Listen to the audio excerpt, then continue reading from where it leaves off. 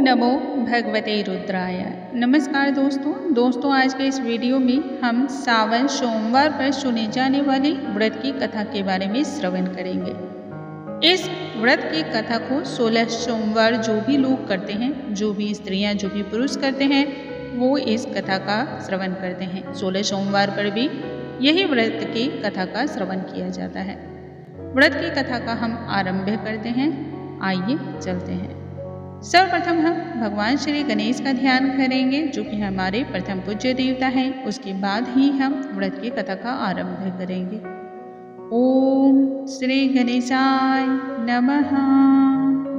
श्री वक्रतुंड महाकाय सूर्यकोटि समप्रभ निर्विघ्नं कुरु मे देव सर्वकार्येषु सर्वदा। ओम नमः शिवाय। बहुत समय पहले की बात है। एक नगर में एक साहूकार रहता था। साहूकार दान पुण्य बहुत करता था और किसी भी धार्मिक कार्य में पीछे नहीं रहता था।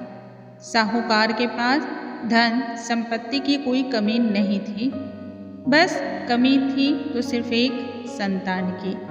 निसंतान होने के कारण वह बड़ा परेशान रहता था और बहुत ही ज़्यादा दुखी भी रहता था। साहूकार शिव जी का परम भक्त था।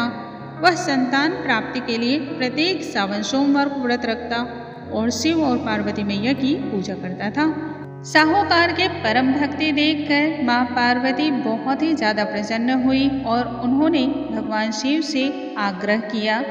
भगवान शिव से उन्होंने कहा, हे नाथ, आप तो सभी चीज़ें जानते हैं, सारी सृष्टि के आप ही परम ज्ञाता हैं, कोई भी बात आपसे छिपी हुई नहीं है। साहूकार नित्य प्रतिदिन आपकी पूजा करता है, आपकी भक्ति करता है, फिर आप उसे क्यों नहीं संतान प्राप्ति का वरदान दे रहे हैं? कृपया कर उसे संतान प्राप्ति का वरदान दे दीजिए। तब शिव जी ने कहा, जिस व्यक्ति के भाग्य में जितना सुख लिखा है उसे उतने ही सुख का अधिकारी होना चाहिए। तुम व्यर्थ का आग्रह कर रही हो। लेकिन बार बार माँ पार्वती के आग्रह करने पर भगवान शिव ने साहूकार को इस बात का वरदान दिया कि उसके घर एक संतान का जन्म होगा, एक पुत्र का जन्म होगा। लेकिन ये संतान अल्पायु होगा और 12 वर्ष तक ही जीवित रहेगा। जब ये बातें भगवान शिव और माँ पार्वती कर रहे थे, तब ये सारी बातें साहूकार सुन रहा था। इसलिए उसे इस बात की ना तो खुशी हुई और ना ही दुख हुआ। उसे कुछ दिनों बाद ही पुत्र रत्न की प्राप्ति हुई। जब साहूकार का पुत्र 11 वर्ष का हो गया, तब साहूकार ने उसके मामा को बुलाकर कहा कि तुम यह पैसे लो और इसे विद्या प्राप्ति के लिए काशी ले जाओ। इस पर साहूकार की पत्नी ने कहा, अब तो पुत्र के विवाह का समय हो गया है। लेकिन फिर भी साहूकार ने कहा, नहीं, अभी इसका विवाह हम नहीं करेंगे, अभी इसकी विद्या प्राप्ति का समय है और इसे काशी जाना होगा। साहूकार ने बालक के मामा से कहा, तुम पूरे रास्ते यज्ञ दान और ब्राह्मणों की सेवा करते हुए जाना।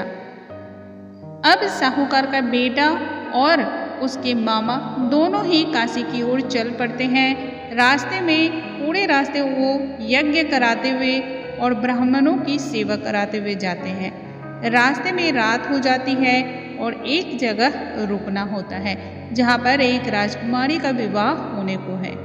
लेकिन वह राजकुमार एक आंख से काना होता है और यह बात राजकुमार के पिता ने छुपा कर रखी हुई है। बेटे की यह बात को छुपाने के लिए वह एक चाल चलता है और सोचता है, क्यों ना मैं राजकुमारी का विवाह साहूकार के इस बेटे से करवा दूं और शादी के बाद उसे धन देकर विदा कर दूंगा। उसके बाद उस लड़के को दूल्हे के वेश में धारण करवाकर उस राजकुमारी से शादी करवा दिया गया।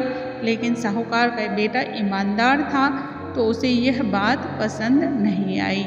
साहूकार के बेटे ने अवसर पाकर राजकुमारी के चुन्नी के पल्ले पर लिखा, तुम्हारा विवाह तो मेरे साथ हुआ है, लेकिन जिस राजकुमार के साथ तुम्हें भेजा जाएगा वह एक आंख से काना है।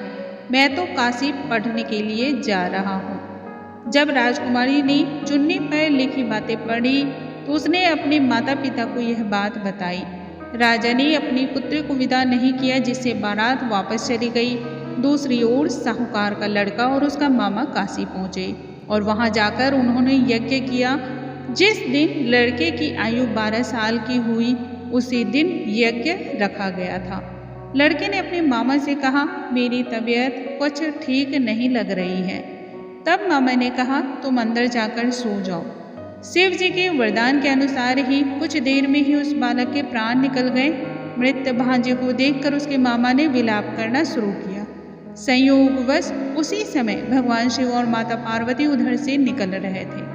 पार्वती ने भगवान से कहा, हे स्वामी, मुझे इसके रोने के स्वर सहन नहीं हो पा रहे हैं। आप इस व्यक्ति के कष्ट को दूर कर दें। जब भगवान शिव मृत बालक के समीप गए तो वह बोले, यह उसी साहूकार का पुत्र है जिसे मैंने 12 वर्ष की आयु का वरदान दिया था। अब इसकी आयु पूर्ण हो चुकी है।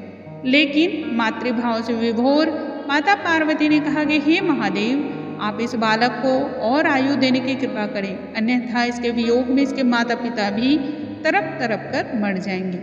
माँ पार्वती के आग्रह पर भगवान शिव ने उस लड़के को जीवित होने का वरदान दिया। शिव जी की कृपा से वह लड़का जीवित हो गया। शिक्षा प्राप्त करके लड़का मामा के साथ अपने नगर की ओर चल दिया। दोनों चलते चलते उसी नगर में जा पहुंचे जहां उसका विवाह हुआ था। उस नगर में भी उन्होंने यज्ञ का आयोजन किया। उस लड़के के ससुर ने उसे पहचान लिया और महल में ले जाकर उसकी खातिरदारी की, साथ ही अपनी पुत्री को भी विदा किया। इधर साहूकार और उसकी पत्नी भूखे प्यासे रहकर बेटी की प्रतीक्षा कर रहे थे। उन्होंने प्रण कर रखा था, यदि उन्हें अपने बेटी की मृत्यु का समाचार मिला तो वह भी अपने प्राणों को त्याग देंगे। परंतु अपने बेटे के जीवित होने का समाचार पाकर वह बेहद ही खुश हुए। उसी रात भगवान शिव ने व्यापारी के स्वप्न में आकर कहा, हे श्रेष्ठी, मैंने तेरे सोमवार के व्रत करने और व्रत कथा सुनने से प्रसन्न होकर तेरे पुत्र को लंबी आयु का वरदान प्रदान किया है। इसी प्रकार जो व्यक्ति सोमवार व्रत को करता है या कथा पढ़ता और सुनता है, उसके सभी दुख महादेव जी दूर करते हैं और समस्त मनोकामनाओं को पूर्ण करते हैं। बोलो हर हर महादेव की, भगवान भोलेनाथ की जय। ओम नमः शिवाय। दोस्तों, ऐसी और भी बहुत सारी वीडियोस के लिए हमारे चैनल पे बने रहें। अगले वीडियो में हम फिर से एक नई जानकारी के साथ मिलेंगे। तब तक के लिए नमस्कार दोस्तों।